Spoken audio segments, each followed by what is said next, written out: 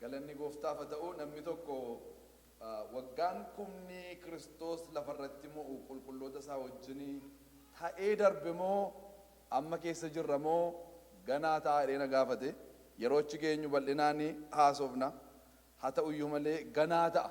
Abbaan isaa mana dhaggeeffataa jirta yoo taate ganaa ta'a. Teessoo abaabileesaa Daawitirra taa'a. Teessoon suni hin jiru amma.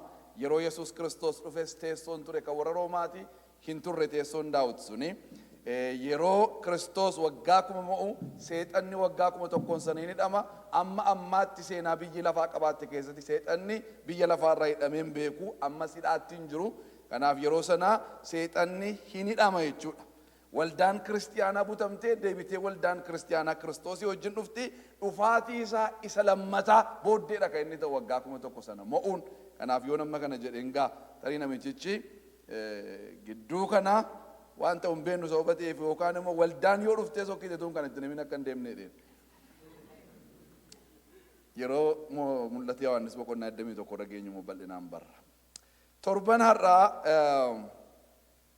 waa'ee teessoo mootummaa teessoo waaqayyootti galle isa baraa irraa waa'een waldaadhaa kana booddeen dhufu boqonnaa 3tti dhuma waa'een waldaadhaa isa booddee boqonnaa 4 kana keessatti waldaan butamteetti jedhameetu yaadama. Boqonnaa 4 kaasee wanti jiru butamuu waldaa booddee wantoota ta'aniidha jechuudha.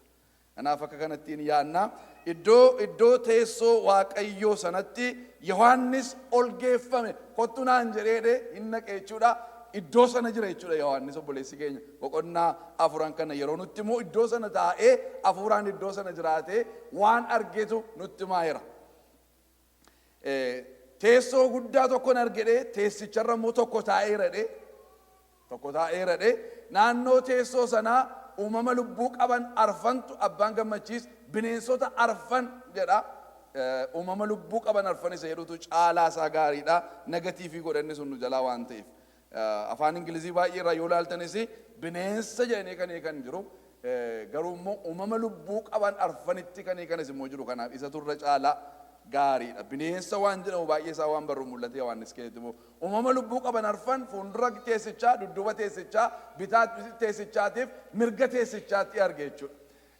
Tilmaamuu yaallee turre eewu ta'uu bineensonni arfan kun jenne macaafa qulqulluun baay'ee nuun kennu garuu akkaataa itti Israa'eloonni buufatanii jara kanaa wajjin waan wal ilaalu nutti hima. Kanaaf tarii bineensonni arfan suni kakuu moofaa bakka bu'uu jedhanii kan tilmaaman namoota baay'eetu jira. Kanaaf nus akka itti yoo yaadne gaariidha. Kan kana caalu kan kanarra fooyya'u baay'ee isaa hin agarru. Maanguddoota 24tu immoo teessoo 24tu jira. Teessoo sanarra immoo maanguddoota 24tu taa'ee jira. Maanguddoonni suni gonfoo warqee mataa isaaniirraa qabu uffata adii uffataniitu jiru.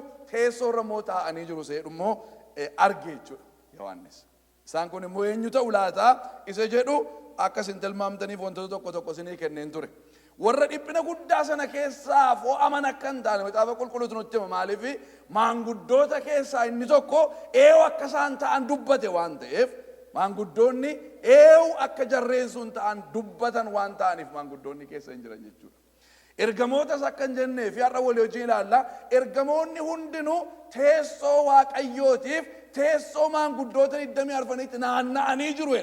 Teessootti naanna'anii ergamoonni waan jiraniif warri 24 kun maanguddoonni kun warra ergamoota keessaa akka hin taane nutti hima jechuudha iddoon sunis. Waa'ee 24 kana macaafa qulqulluu kakuu moofaa keessatti iddoo tokko duwwaa agarra. Daawittu macaafa seenaa baraa keessatti luboota keessaa namoota 24 foo'eetu luboota bakka bu'aati iddoo kana ta'ati seera barsiisaa hojii waaqayyotti nama barbaade hundumaa immoo hojjedhaa jedhee nama 24 akka inni file. Luboota keessaa luboota bakka bu'anii 24 akka isaan filaman macaafi seenaa baraa nutti hima. Uffanni jara kanaa garuu qajeelummaa Kiristoosin agarsiisa. Uffata kana warra qajeelummaan Kiristoos lakkaa'ameef uffatama. Waa'ee waldaa keessatti waa'ee uffata kanaa baay'ee qabna. Warri mo'an uffata adii uffatu iseedhamu ilaalleera. Kanaaf uffati isaanii kun jarri kun eenyuun ta'u laata akka nu jennu akka nu yaadnu nu godhu jechuudha. Lammaffaa gonfoon kennameef kun gonfoo warqeeti. Gonfoo warqeen kun kan inni kennamuufi namoota mo'aniif sababa ta'eefi gonfoon isaanii kun gonfoo warqeeti erga ta'e jarreen kun eenyu ta'inna laata akka nuyi jennutu akka nuyi yaadnutu nu godha jechuudha. Teessoorra taa'uun ergamootaaf hin kennamne waan ta'eef kan biraa immoo teessoorra kan ta'an kuni jarri kun erga teessoorra ta'aniiti eenyu isaan akka nuyi jennutu nu godha. Gara caalmaa isaayyuu boqonnaa 5 keessatti dhufnee jara kana yeroo laallu faarfannaa haaraa isaan faarfatan kiraara qabatanii warqee irraa kan hojjetame qodaa ixaana harkatti qabatanii qodaa ixaana sana keessa ixaanni keessa guutee ixaanni sun immoo kadhata qulqullootaa akka ta'e dubbatee faarfannaa isaan faarfatan. King James akka nutti mutti macaafa King James irraa yoo laaltanitti inni dhiiga isaatiin nu biteera'oo jedha. Hiiki kan biraa afaan Oromoo dabalatee isaan biteera'oo jedha akka waa'ee isaanii nama biraatiif faarfatanitti. King James garuu nu biteera'oo jedhaniitu faarfatu. Isa kan King James sanatu isa macaafa Giriikii san ittiin jalqaba caafame wajjin wal ilaala sababa ta'eefi jarri kuni warra bitame keessaati jennee akka nu yaadnu nu godha jechuudha. Kanaafuu hooree isaan eenyuun bakka bu'u jenna yoo akka itti fudhanne isaan kuni kakuu haaraa bakka bu'u jenna. Bineensonni sun arfan kakuu moofaa bakka bu'u. Maanguddoonni sun 24 kakuu moofaa bakka bu'u jenneetu yaadna. Namoonni kakuu 12 achi keessaa kakuu haaraa bakka bu'u 12 immoo kakuu moofaa bakka bu'u jedhanii yaadan jiru. Macaafi qulqulluun garuu indikeeshinii manuu kennuu qabu akka inni itti yaadnuuf. Akka biraattis yoo yaaddanii homaa miti ofii keessanii garuu isin macaaficha qoradhaa. Har'a gara boqonnaa 5ttitu dabarra. Boqonnaa 5 gabaabaa wayitii ilaallee boqonnaa 6 irraa banamuu mallattoo isa tokkoffaa ilaaleen fixuu barbaada. Sagalicha dubbiseen Waaqayyoon kadhadha gabaabsee. Boqonnaa 5 macaafa qulqulluu keessan baafadhaa. Macaafa qulqulluun doolaara tokko daalar 3 daalara tokkittiidhaan bituu dandeessu macaafa qulqulluu afaan Ingiliziisa. Minyaa miti jechuudha. Waan isin dinqu jaarraa 15ffaa keessatti macaafi qulqulluun kuni macaafa maramurraa akka macaafa namni dubbisuutti afaan namaatti yeroo hiikamee namaa dhiyaatu macaafi tokkittiin hojii waggaa tokko guutuudhaan bitatame. Harka namaatiin barreeffama waan ta'eef nuyi garuu rakkasaa binnee deemuu dadhabna. Waaqayyo nu haa oolchu. Akkeedhu yemmuusi ani mirga isa teessoo irra taa'e sanaatti macaafa maramee taa'u tokko nan arge. Macaafichis keessaaf duubaan caafamee erga cufamee mallattoo 7 mallatteeffamee ture. Ergamaa aangoo qabeessa sagalee dhageessisee mallattoo macaafichi ittiin cufame irraa kutee macaaficha banuudhaaf kan male eenyu jedhee labsu tokko nan arge. Waaqa keessaa lafarraa lafa jalaas tokkollee macaaficha banee keessa isaa ilaaluu hin dandeenye. Tokkollee macaaficha banee keessa isaa ilaaluudhaaf kan male waan hin argaminiif baay'isee nan boo'e. Maanguddoota keessaa inni tokko hin boo'in kunoo leenci gosa Yihudaa hidda Daawit keessaa mo'eera. Inni mallattoo sana 7 kutee macaaficha banuu hin danda'a naan jedhe. Teessicha durasi uumama lubbuu qaban arfanii fi maanguddoota 20 maanguddoota gidduu hoolaa waan qalame fakkaatee dhaabbatu tokko nan arge. Hoolichi gaanfa 7 fi ija 7 qaba ture. Isaan 7 kun hafuurota Waaqayyoof hojjechuudhaaf guutummaa biyya lafaa irratti ergamanidha. Hoolichi yeroo sanaa dhaqee harka mirga isa teessoo irra taa'ee jiru keessa macaaficha fudhate. Yemmuu inni macaaficha fudhate uumamni lubbuu qaban arfan maanguddoonni 20 arfanis hoolicha duratti gombifamanii addaddaan kiraaraa fi qodaa ixaanatti aarsan isa warqee irraa hojjetame of harkaa qabu ixaanni qodicha keessa guutee ture. Innis kadhata warra Waaqayyoof qulqullaanidha. Isaan faarfannaa haaraa yemmuu faarfatan ati macaaficha fudhachuu fi mallattichas banuudhaaf kan malteedha.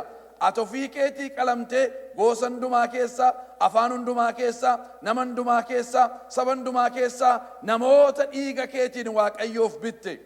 Waaqayyo keenyaaf mootummaadhaaf luboota isaa akka ta'an isaan goote. Isaanis lafarratti mo'uudhaaf jiru. jedhan. Kana booddee ani ergamoota baay'ee teessichatti uumama lubbuu qaban sanatti maanguddoota sanatti naanna'an arge. Lakkoofsi isaanii kumaatamas ture. Sagalee isaanii dhageessanii isaan sagalee guddaadhaan hoolichi inni qalame aangoo, badhaadhummaa, ogummaa, humna, ulfina, guddina, oqubaa fudhachuun kan maleedha jedhan. Wanti waaqarraa lafarratti, lafa jalatti, galaana keessatti uumame isaan keessa jiru hundinuu oqubaa, ulfina, guddina, aangoo isa teessoo irra taa'ee jiru sanaaf hoolichaafis baraa hamma bara baraatti haa ta'u jechuu isaanii nan dhaga'e. Uumamni lubbuu qaban arfan ameen jedhan. Maanguddoonnis gombifamanii sagadan. Guddisaatii waldaan ameen jedha. Galanniif ulfinni teessoo kee irratti bara baraan siif haa ta'u. Fuula keetiif gurra keenyatti dubbisee dubbii kana. Maqaa Yesuus Kiristoosiin dhoksaan isaa akkaataa addaaf dinqisiisaatti nu gidduutti hiikamu. Galanni siif haa ta'u maqaa Yesuus Kiristoos nama Naazreetiin. Ameen.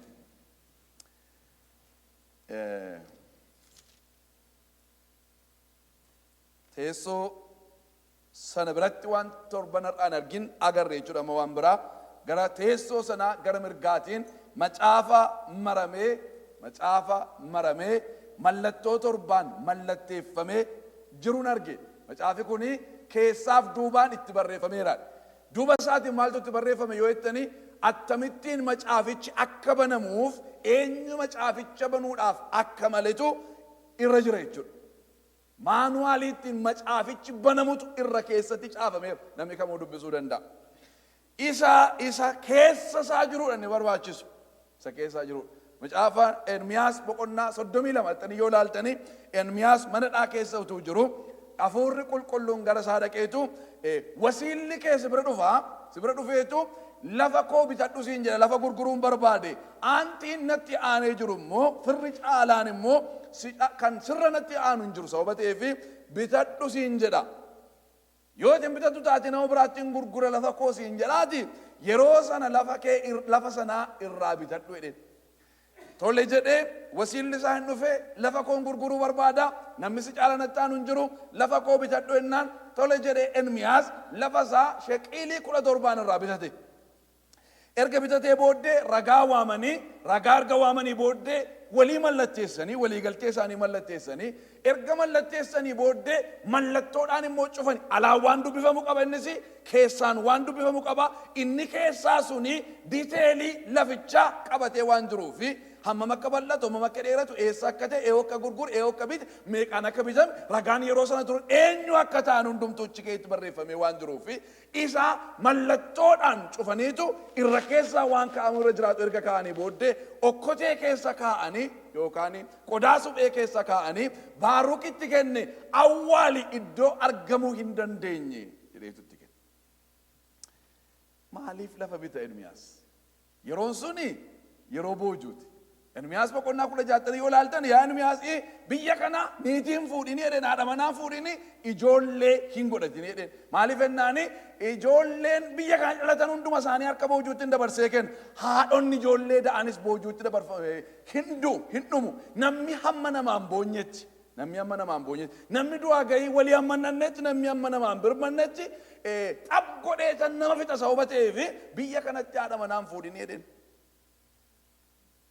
Baarukiin immoo boqonnaa 45 Ermiyaas jettanii yoo ilaaltanii Baaruk waan gaarii ofii fedhe karoora gaarii baas pilaanii guddaa godhe Ermiyaasin itti ergee yaa Baaruki waan gaarii ofii feete ofii hin fedhin. Maaliif yeroon kuni yeroo itti ijaarratu hin taane isa ijaaramee jiru yeroo itti diiguudha.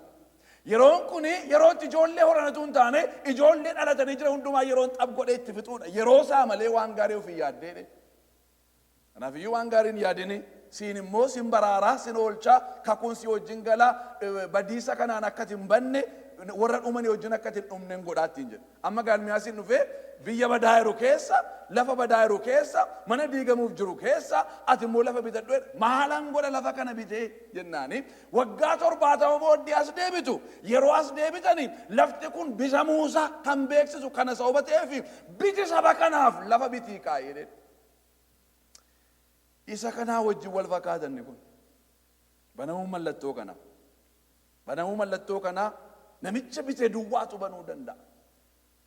Koodiidhaan cufamee jira. Ermiyaasii koodiin ittiin cufe Ermiyaas malee namni beekuu hin danda'u.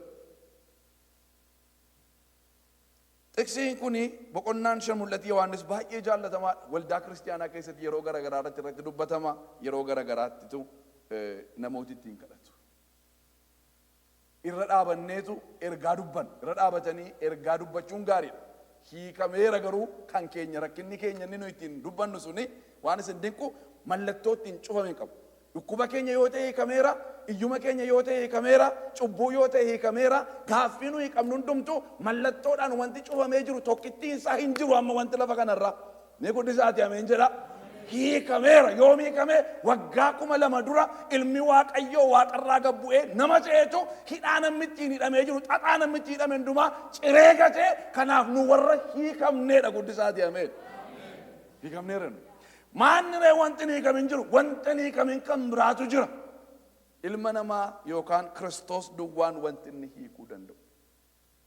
Nan argee ergan argee booddee ergamaan jabaan tokko dhufe guddaadha jabaadha labsii godhee waaqarra kan jirtan keessaa lafarra kan jirtan keessaa lafa jala kan jirtan keessaa mallattoo kana hiikuu nan danda'a namni jedhu dhufe hiiku jedhee waamnaan deebiin laanne biyyi lafaa deebiin laanne lafti jalli deebiin laanne bantii waaqa hundumtuu hin callise hiikuu nan danda'an kan jedhu tokkittiin hin argamne.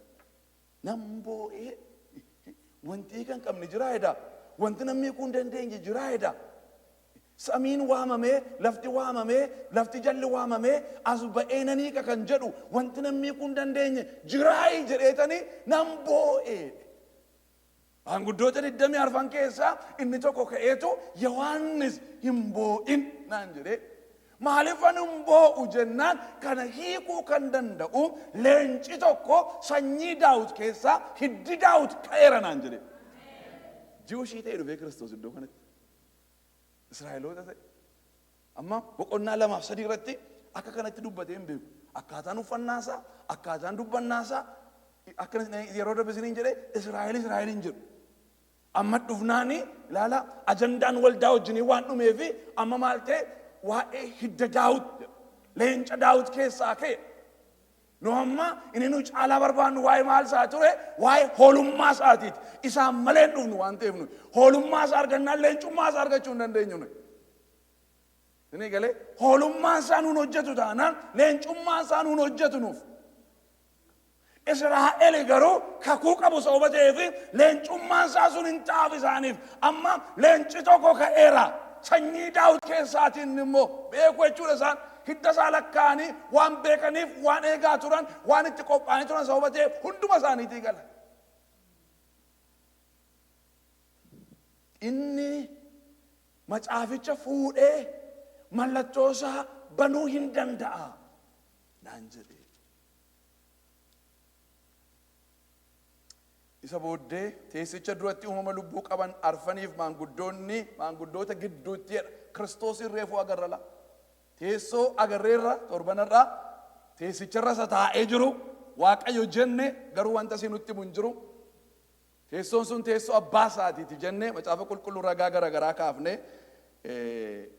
uumama lubbuu qaban arfan argineerra maanguddoota 20 arfan argineerra fuula teessichaa dura kan jiru waan akka galaana of ilaallee namni keessaan of ilaaluu danda'u tokko iddoo sanatti agarreerra hammuma kana jechuudha yeroo darbe wanti nu agarre amma garuu gara mirga teessichaatti macaafa maramaa tokko agarre macaafa maramaa sana namni ku yeroo argamu inni tokko ka'eetu nanii ka'e eenyu inni leencaa sanyii Daawit keessaati. Isa booddee maaltu argame uumama lubbuu qaban arfanii fi maanguddoota sana gidduutti hoolaa waan qalame fakkaatu tokko Yesuusin argine jechuudha. Yesuus iddoo teessoo Waaqayyoo sanaa galeera jechuudha. Hoolichi gaanfa torbaa fi ija torba qaba ture. Iji isaa sun torbanii hafuurota biyya lafaa irratti Waaqayyoof hojjechuudhaaf ergamaniidha jedha. Yeroo darbe bal'inaan ilaalleerra isa kana. Gaanfoti isaa torban kun immoo aaboo isaa torbani gara gajjallaa isaatti wanta isaan jedhanii galateeffatan yoo ilaaltanii gaanfota isaati kun. Boqonna lakkoofsa 2 isaanis sagalee guddaadhaan eewutu ergamoonni 10,000 warri teessoo sanatti naanna'anii jiran suni maal inni galateeffatanii hoolicha yeroo galateeffatan yeroo inni fuudhee banu maal jedhan isaanii sagalee guddaadhaan hoolichi inni qalame maal fudhachuu aangoo mootummaa ogummaa humna ulfina guddina oqubaa fudhachuun hin malaaf gaanfota isaa torban jechuudha kun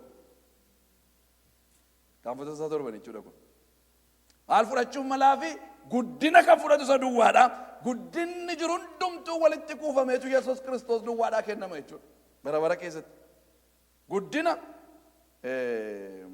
aangoo badhaadhummaa ogummaa humna ulfina guddina oqubaa isaan kun hundumtuu gaanfa isaa agarsiisu jechuudha isa sanaaf kan ta'u gaafa torba qaba ija torba qaba inni akka waan qalameetti isaan gidduu dhaabatee nan argee jedha hoolichi yeroo sana dhaqee harka mirga isa teessoo irra taa'ee jiru sana macaaficha fuudhe egaa inni kun erga Kiristoosiin ta'ee inni teessoo irra taa'ee jiru sun Waaqayyo ta'uu isaa beekna jechuudha harka isaa mirgaatii dhaqeetu macaaficha fuudhe jedha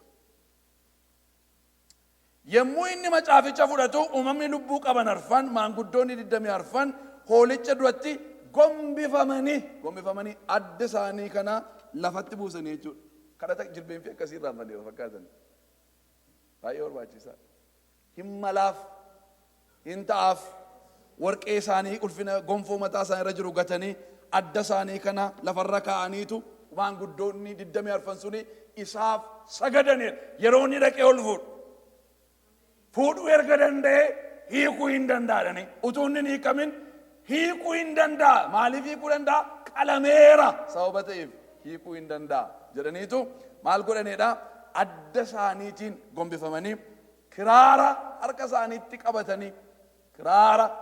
qabatanii hixaana kakuu moofaa keessa hixaana warqee irraa hojjetame isa keessa immoo hixaanni guutee jiru hixaanni sun immoo maal kadhata qulqulloota kadhanni keenya akka hixaanaatti Waaqayyo urgeeffate jechuudha kadhata keenya aarsaa keenya galata keenya waaqeffannaa keenya kana hin fuunfata hin urgeessa iddoo teessoo Waaqayyo iddoo bultii Waaqayyo sanatu urgeessa firoota koo waan isin dhiqu kanaaf kadhati keenya baay'ee barbaachisaa isa kana soorrata Waaqayyo isa kanatu barbaada ati macaaficha fudhachuu fi kan malteedha jeeniin sii ta'a ilaala jarana waan isinitti hima macaafa kana fuuchuudha kan fuudhe Yesuusi sababii waaqa ta'eef miti waaqummaa isaatiin wanti isaaf hin danda'amne hin jiru waaqummaa isaatiin wanti hin danda'e hin jiru kana banuudhaaf garuu nama ta'uutu irra jira kan barbaadame waan kana hiikuudhaaf nama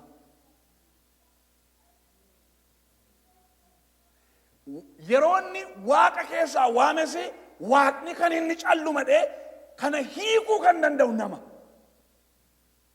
waaqayyummaa hundumaa danda'a maqaan Waaqayyoo eebbifamu kan kana hiikuun irra jiraatu nama maaliif wanti mallattichi yeroo hiikamu ta'u kan inni raawwatu lafarratti lafti torii namaati namaaf kenne Waaqayyo nama moosise lafarratti namni lafarratti waa hojjechuu Waaqayyo lafarratti waa hojjechuuf namni heeyyamuu qaba nama ta'uun kanaaf barbaachise Yesuus nama ta'uun yeroo namni cubbuu hojjete waaqummaa isaatiin hiikuu hin danda'a ture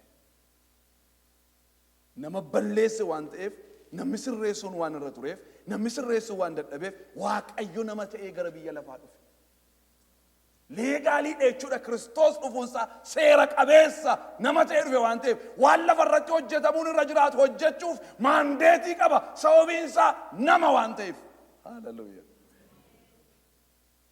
kanaaf Kiristoosiin yeroo amannu nama dhibba jechuun keenya baay'ee barbaachisaadha Waaqayyoodha inni jechuun keenya baay'ee barbaachisaa dhibba guutummaan Waaqayyummaa isa keessa jira guutummaatti nama isa jedhu kan lamaan kana fudhatee dhiyaachuun walitti makame waaqummaaf namummaatu walitti makame shantama walitti makame miti guutummaatti nama guutummaatti waaqayyo akka inni ta'e beekuun keenya kanaaf barbaachisa. Kanaaf maadhani siif mala siif ta'a kana hiikuun hoolaa taatee gara biyya lafaa dhattee qalamtee ergasii booddee gatii cubbuu namarra jiru hundumaa baafteetta waan ta'eef eenyuyyuu qixxee keef gita keetti biyya lafaatti faraduu hin dandeessaa jedhanii maqaan waaqayyoo bara baraan kan eebbifame haa ta'u.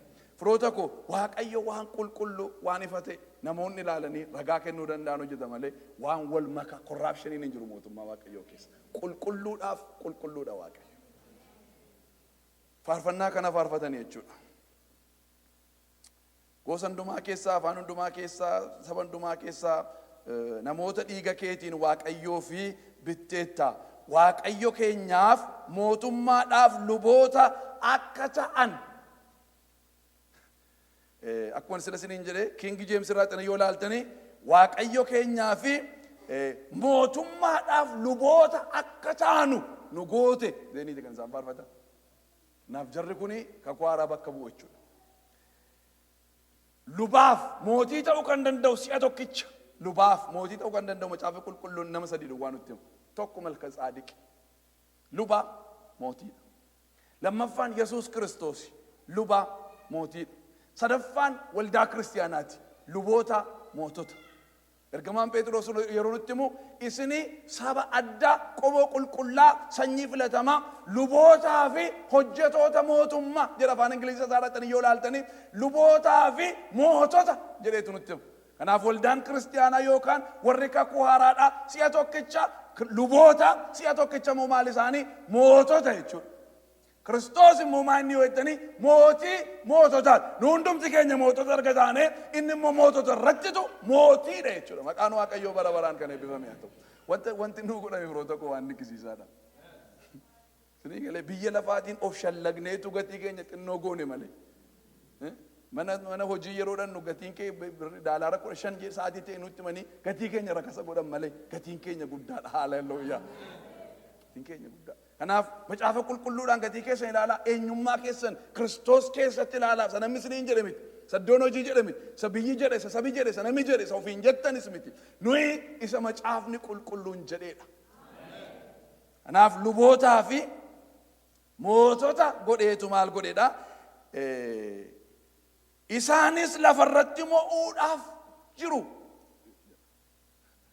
Macaafan bara 2008 barreesse keessatti kana galchee gaaffii baay'een argadhe kanarratti. Nuyi waaqarratti moonu lafarratti moonu jennaan maalitti miti jedhanii baay'ee. Sana lammaffaa isaarratti hin maxxansiifne malee baay'een bal'isee hojjete kanarratti edaa nami waan baay'ee baruu ture. Lafarratti kan nuyi moonu. Maarree ameenii 2-3 duwwaata jira. Waaqarratti moona tani teessaniirtu. Lafarraa hojjete nama lafarra ture Addaam jannati lafarra turte gara baariiftuu kan abdii waaqarratti galtu jedhamu macaafni qulqulluun nutti himu biyyi keessan waaqarra jedhe malee. Maa jechuudha biyyi keessa waaqarra jechuudha amma waaqarra jirti jechuudha malee annee Yerusaalemitti achitti itti galle jechuu miti. Gaafa waa'ee Yerusaalem bira geenyu isinitti hima. Yerusaalem sababa nuyi waaqarra jiraachuu hin dandeenyeef gadi buuti. Eessatti lafa namni jiraachuu danda'utti.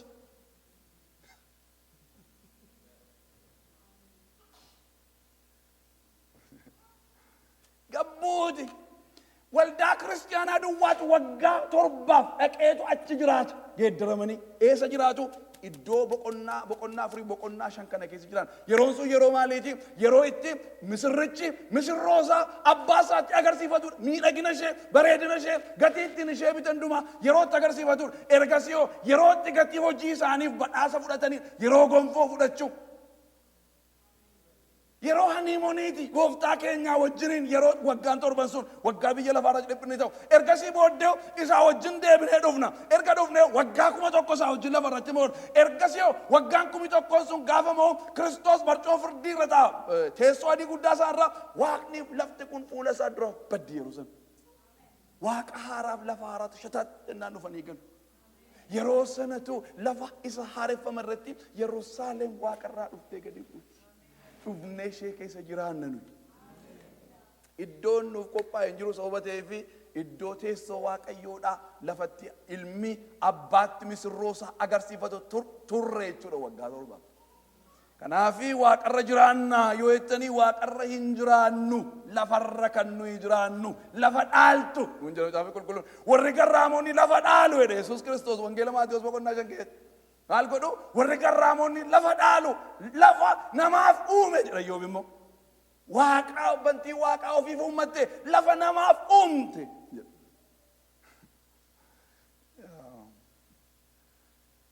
yeroo biraa bal'inaan haasofna isa kanas. Kanaaf lafarratti muu'edhe. Kana booddee waa ergamoota naannoo sanatti buufatanii jiruuti akkaataa isaan itti galateeffatanidha.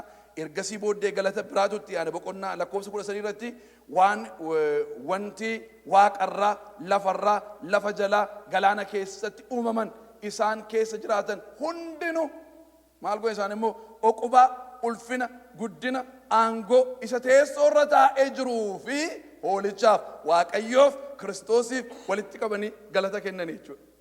Eewutu wanti waaqarra jiru hundumtu, wanti lafarra jiru hundumtu, wanti lafa jala jiru hundumtu, wanti galaana keessatti uumamee jiran hundumtu utuu nafini sagalee tokkoon utuu isaan isa teessoo irra taa'ee fi isa hoolichaaf galata isaan dhiyeessanii dhagee Yohaannis.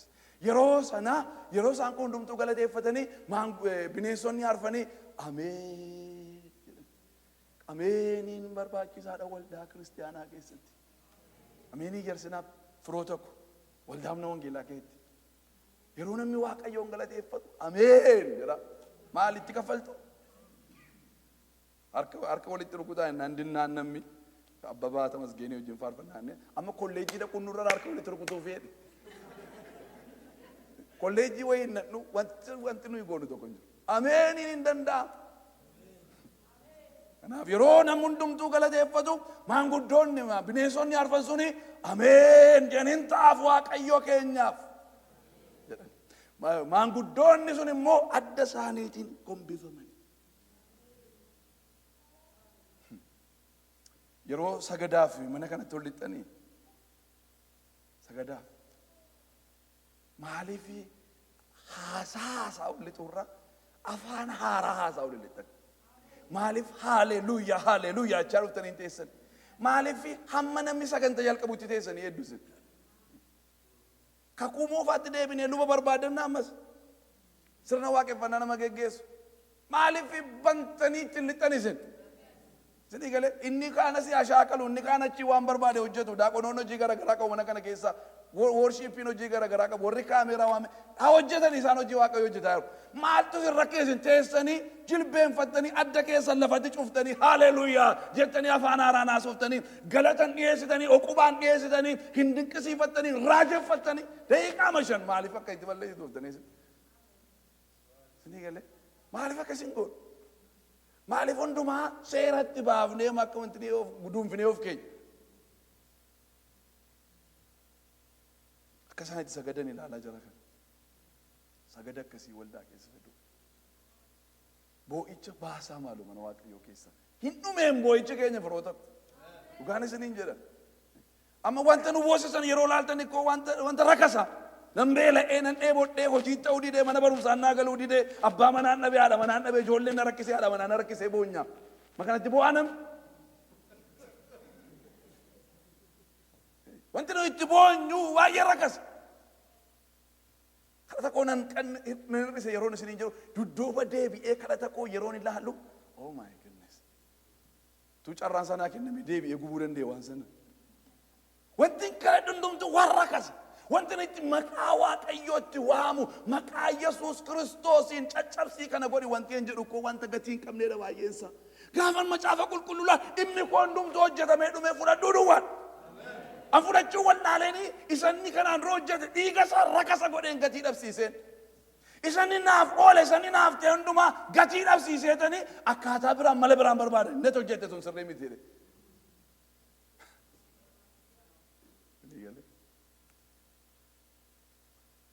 maqaan Waaqayyoo bara baraan kan eebbifame haa ta'u. Kanaaf waaqeffannaa akkasii keessa galuutu nurra jira. Boqonnaa 6 duwwaa dubbadheen dhaaba. Kana booddee hoolichi mallattoowwan torban keessaa isa tokko utuu banuu nan arge. Uumama lubbuu qaban arfan keessaa inni tokko sagalee akka kakawweetiin kottu jechuusaa nan dhaga'e. Ilaalama waan waaqarraa eewutu Yohaannisitti maa ture maanguddoota 24 keessaa ka'anitti. Amma wanti kun immoo waan lafarree ta'uuf jedhuudha. Waan kana immoo eewutu barsiisaa jira. Amma akkuma tuurii kennaa jiran isinitti fakkaatanii jarri wal hirkaa fuudhanii. Isinii galee tuurii kennaa jiru. Bineensota arfan keessaa tokko immoo kottu naan jedhe. Achuma jireenya irraa garuu attentionii isaa barbaada waan itti agarsiisu kana irratti. Yeroo inni mallattoo tokkoffaa banu uumama lubbuu qaban arfan keessaa inni tokko sagaleen isaa immoo akka sagalee kakawweeti asaaseetti mamiti. Hin kakawweessaa kottu inni jedhu fidalli lamaan nuyi jennu suni kakawweedhaan dubbata Yohaannisitti. Waci mana Waaqaa ga'e xiqqoo isinitti tola. Waldaan tokko pirootokoolii bakka wanti hundumtu. Mul'ata Yohaannisiin amma garuu waca iyya maaloo duwwaa garuu daqiiqaa 30 duwwaaf caal jechuun ta'edha. Nama sodaachisu daqiiqaa 30 sun iyya baay'ee keessa. Warri jedhan kunis amma yoo ergamootatti naanna'anii sagalee guddaadhaan jedhu. Waan jedhan sana sagalee guddaadhaan iyya baay'eetu jira bantii Waaqaa kana keessa. Iyya baay'ee.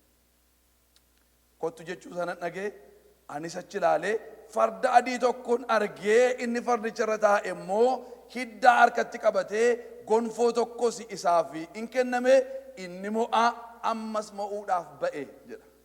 Mee natti agarsiisi daalli fakkiisaa kana. Kana fakkaata. Mallattoonni jalqabaa yeroo baname waan sadiin eekama Waaqayyo biyya lafaa irratti sadansaa torba qaba. Ni tokkoffaani banamuu mallattootiin.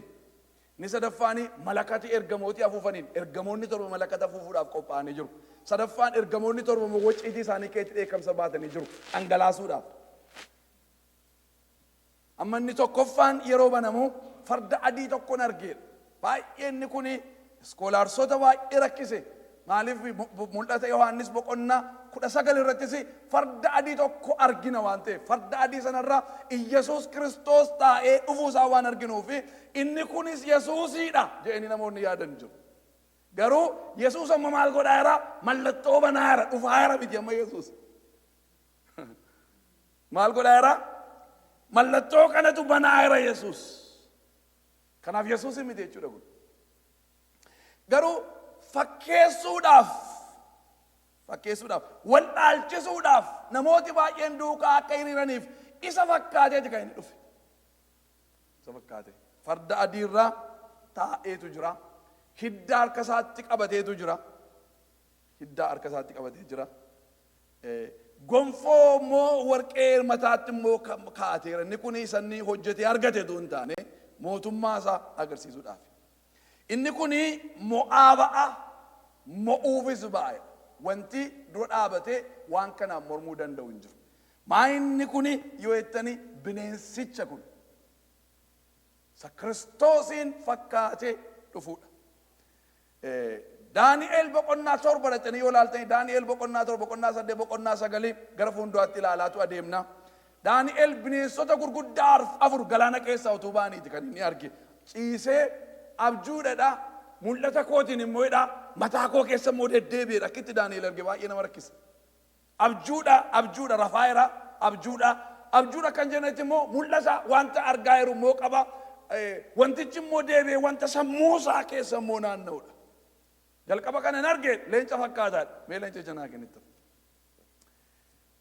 Kunoo bineensota arfan wal faana agartu inni jalqabaa leenca fakkaataadha. Leenci suni koochoo lamatu qaba. Itti aanee inni an argee amaaketa fakkaataadha.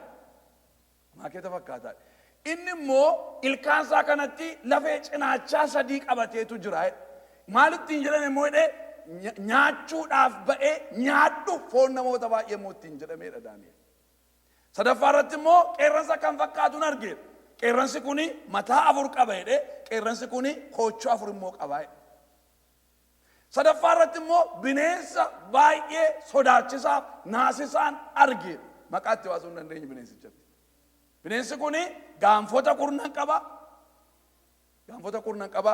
Gaafa isaa gidduudhaan mootuun ilaalaa sammuu koo keessa mootuun deddeebisaa jiru. Gaafota sana kurnan gidduudhaa gaafni xinnoon tokko quuqee utuun ol ba'uun argee. Utuun gaafa xinnoo quuxxee ol baatu sana ilaalaa yeroo immoo gaafa ishee dura jiran sana sadii of duraa cabsiteetu ofii isheetii guddattee ol baatee. Isa booddee ija namaatu kennameef gaafa xinnoo quuxxee ol baate sanaaf jedhe. Afaani dubbii gurguddaa dubbachuu danda'utu immoo kennameef. Leencichi mootummaa Baabiloonii yeroo sana mootummaa jiruudha jechuudha. Daani'el yeroo inni argaa jiru mootummaa Baabiloon. Mootummaan kun mootota lamaan qabaate, koochoon isaa kun deebi'anii irraa buqqa'u, leenci kun deebi'ee immoo nama fakkaatee utuu inni sammuun namaa kennamee fi deebi'ee dhaabatuun immoo argee humni isaa irraa fudhatame jechuudha. Yeroo isaan kufanii warra Meedoo Faarisitti dhufee mootummaa fudhate. Warri Meedoo Faarisi egaa namoota akka malee fixanii akka malee ajjeesanii foon namaa nyaachuu ganamaa galgala du'a duwwaa godhanii mootummaa isaanii. Itti aanee mootummaan dhufe mootummaa Giriikii. Mootummaan Giriik mootota afur geggeessitoota afuritu qabaate. Kanaaf mataan afuriif koochoon afur isaan irra qeerransa sana irra jira. Giriikiin booddee mootummaa Room ture. Mootummaa jibbisiisaa, mootummaa hamaa, mootummaa sodaachisaa, mootummoota kanaan dura turaniif kan hin fakkaanne jedheetu Daani'elitti. Daani'el boqonnaa 8 yoo ilaaltanii isaan kana hundumaatutti mootota ka'an kanatu toora galchee itti hima jechuudha.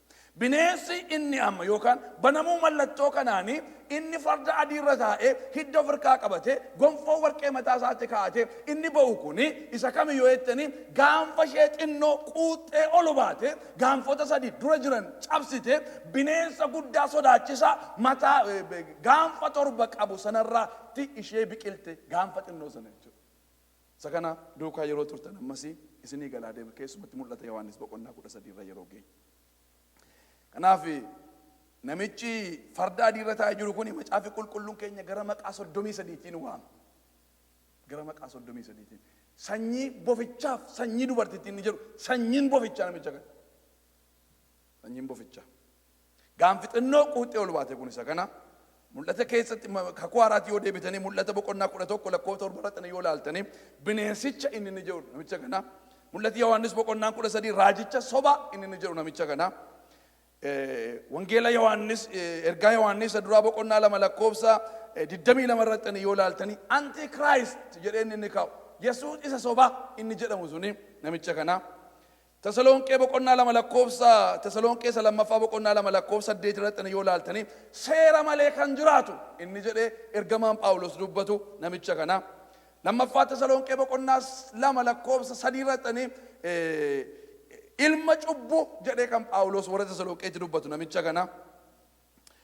Wangeela Yohaannis boqonnaa 5 lakkoofsa 43 irratti ani maqaa abbaa kootiitiin dhufe jedhe Yesuus. Ani maqaa abbaa kootiitiin dhufe inni tokko garuu maqaa isaatiin kan dhufu jira. Amma maqaa abbaa koon dhufnaan na fudhachuu diddani. Inni sun maqaa isaatiin yeroo dhufu garuu isa fudhachuudhaaf jirtu. Inni ni jedhe maqaa isaatiin kan dhufu kun namicha kana. Mallattoo banamuu isa jalqabaa kana jechuudha. Tasalonqeen inni lammaffaa boqonnaa 3 lakkoofsa 2 yoo ilaaltan ilma badiisaa inni Phaawulos ergamaan ittiin jedhu yoo jiraate namicha kana. Mallattoo inni jalqabaa kun hin baname jechuun waggaan torba biyya lafaa irratti waggaanni torban dhiphinaa suni biyya lafaa irratti jalqabuu isaati jechuudha. Gootummaa dhumti waggaa torbanii sun waggaa dhiphinaa miti yeroo dhufu nagaa buusaa namichi kun kan inni ittiin beekamu yoo jiraate biyya lafaa irratti nagaa buusuudhaani Daani'elis akka nutti mutti nagaadhaan mo'aayedha. Nagaadhaan gootummaa biyya lafaa amansiisa. Ergasii booddee mi'a waraanaa kaasa. Israa'el nagaasaatti amma isheen walii galtutti. Israa'el nagaasaatti amma amantutti. Yerusaalem keessatti manni qulqullummaa inni sadaffaadhaa ijaarame mana qulqullummaa sana keessa mootii nagaa jedhame hamma iddoon kennamuutti. Isaanii wajjiniinis kakuu nagaa hamma isaanii wajjiniin dhaabutti adeema. Biyyi lafaa namni akka kanaa hin jiru jedhanii xuraajeffatu. Mul'ati Yohaannis boqonnaan 13 isa kana nutti hima. Kanaaf yeroon kun waldaan kiristiyaanaa hin jirtu jechuudha. Yeroo mallattoon kun banamu banamuu mallattoo kanaa Kiristoosii wajjin iddoo sanatti ilaalla jechuudha. Yeroo mul'ata Yohaannis keessa turu isa kana walii caalmaatti nuu galaa deemaa namoonni gaaffii qabaatanii gaafachuu dandeessu. Sarararras warri jirtan onlaayinii warri jirtanii akkuma amala keessanii barreessitanii nu gaafachuu dandeessu. Ergaan har'aaf isinii qabu isa kana mataa keenya gadi qabannee Waaqayyoo kadhanna.